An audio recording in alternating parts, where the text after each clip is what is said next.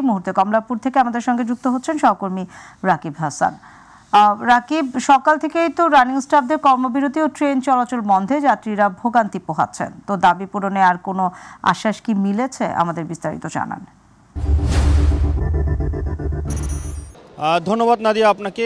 আসলে ঠিক যেমনটি বলছিলেন, সকাল থেকেই আমরা দেখতে পাচ্ছি, যে সকাল না, গতকাল মধ্যরাত থেকে তো 12টার পর থেকেই কিন্তু এই কমলাপুর স্টেশন থেকে সব ধরনের ট্রেন চলাচল বন্ধ রয়েছেন।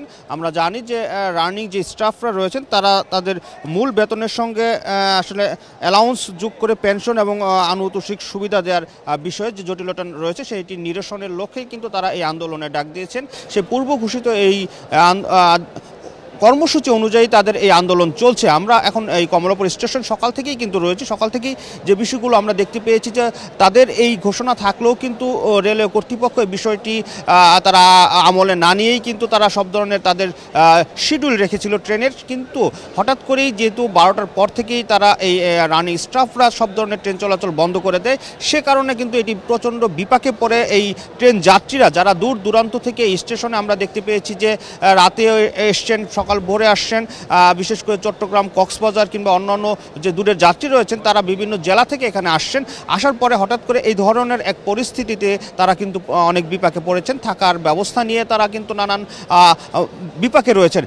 তবে আমরা একটি বিষয় বলতে চাই যে এই রানিং স্টাফদের এই অবরোধের প্রেক্ষিতেই কিন্তু রেলওয়ে কর্তৃপক্ষ যারা রয়েছে তারা কিন্তু বেশ কিছু বিআরটিসি বাসের ব্যবস্থা করেছেন, যে বাসগুলো দিয়ে তারা কিন্তু তাদের নির্দিষ্ট গন্তব্যে যেতে পারবেন এমন কথাই তারা জানিয়েছেন। এবং কমলাপুর স্টেশনের পাশেই সেই বিআরটিসির একাধিক বাস আমরা দেখতে পেয়েছি, যে তারা সেই বাস দিয়ে যারা যাত্রীরা চাইলেই কিন্তু সেই যাত্রীর ট্রেনের টিকিট দেখিয়ে কিন্তু এই বাসগুলো দিয়ে তারা গন্তব্যে যেতে পারবেন।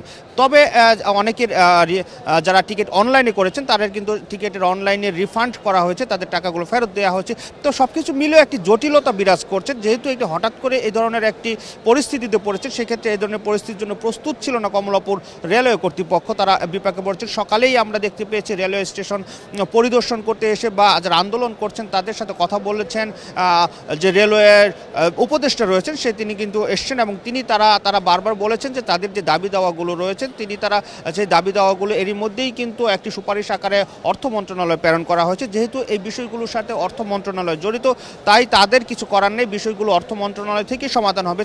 সেক্ষেত্রে হয়তো কিছুটা সময় লাগতে পারে। তারা এরই মধ্যে কিন্তু সেই তাদের সুপারিশগুলো পাঠিয়ে দিয়েছে। এখানে তাদের হাতে আর কিছু নেই, তাদের কিছু করার নেই বলে তারা জানিয়েছেন।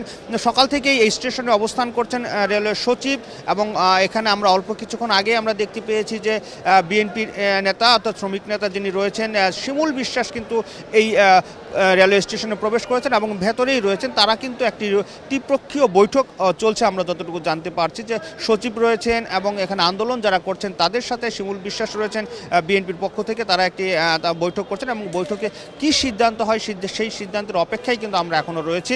এখনও পর্যন্ত বৈঠকটি চলছে। তবে আমরা আশা করতে পারি যে তারা যেভাবে বলছেন, কথাবার্তা বলছেন, আজকের মধ্যেই এই বিষয়টি সমাধান হয়ে যাবে, বা আন্দোলনে যারা রয়েছেন তাদেরকে হয়তোবা একটি টাইম ফ্রেম বেঁধে দেওয়া হবে।